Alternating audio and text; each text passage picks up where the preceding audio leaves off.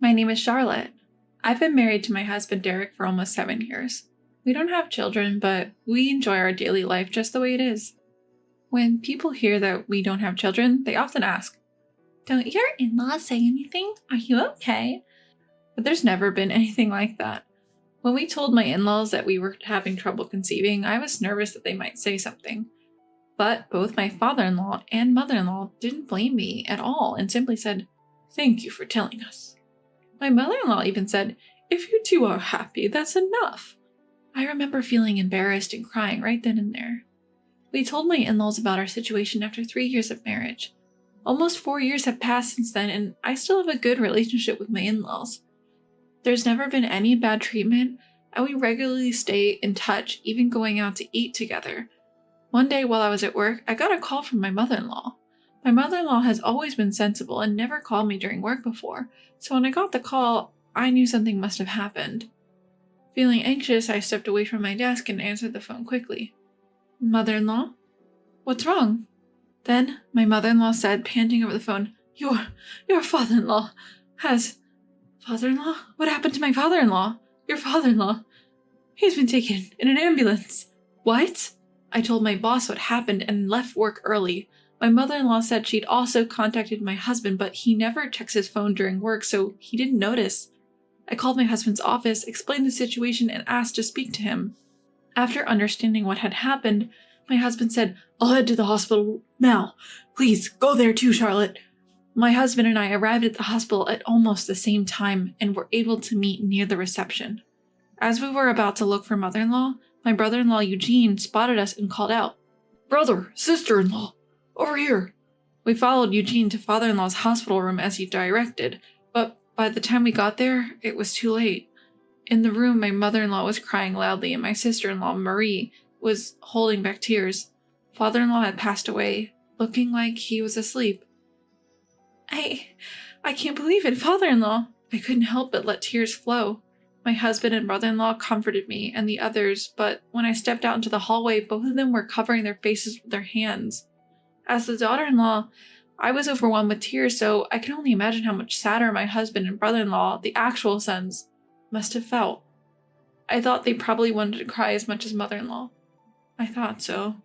The funeral for father-in-law was over in the blink of an eye, and about 2 weeks had passed when my husband and I were told by my mother-in-law that she wanted to talk to us on our next day off, so we headed to her house. When we arrived, my brother-in-law and his wife were already there, and mother-in-law said, "I'm glad she came. Come on, sit down, sit down." She seated us, and then my husband asked, "Mother, what's the talk about?" With a serious look on her face, mother-in-law looked at us and said, "Mom, about the talk."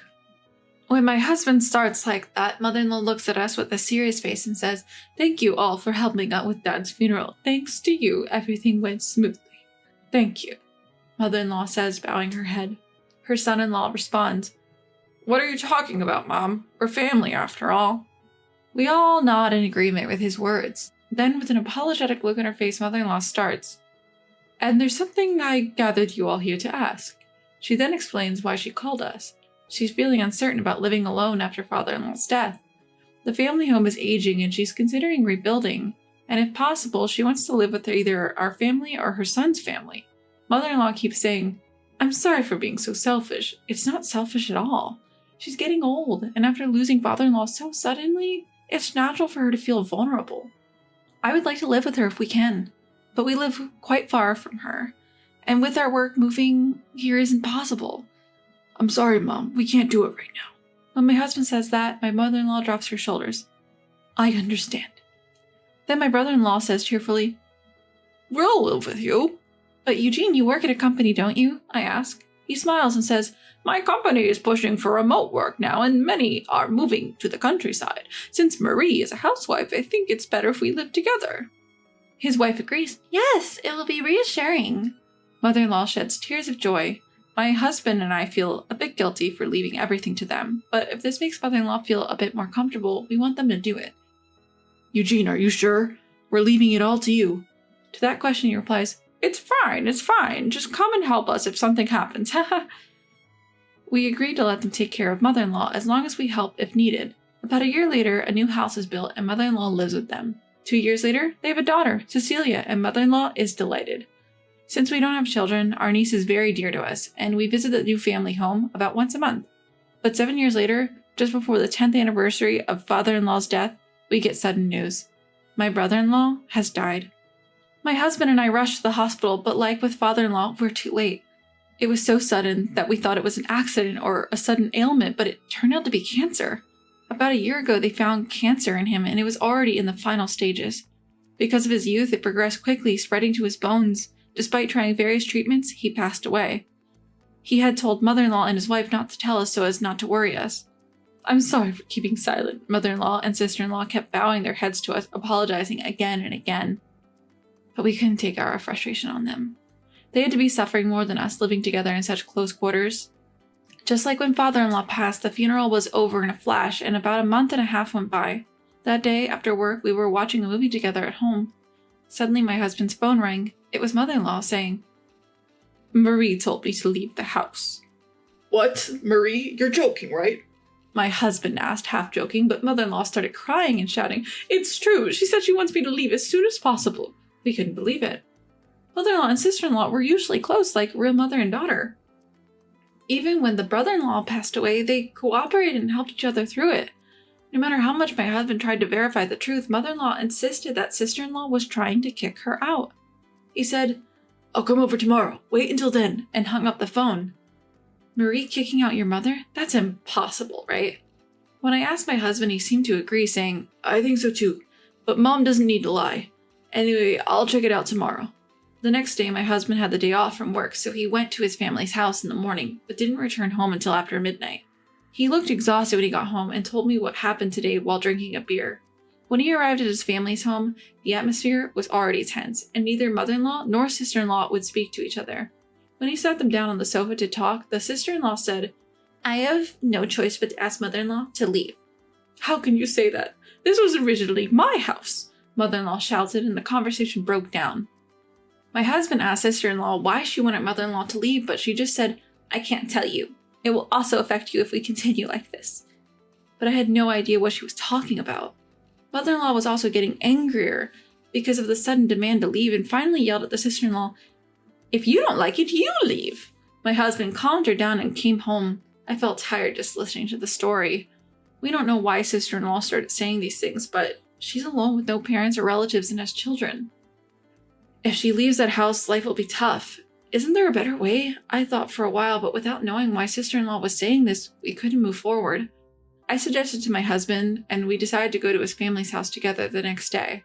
When we arrived, it was just as my husband had said. Mother-in-law and sister-in-law were already arguing when we arrived, and our 7-year-old niece, Cecilia, was trying to mediate. "Hey, both of you, stop it. Cecilia's here too."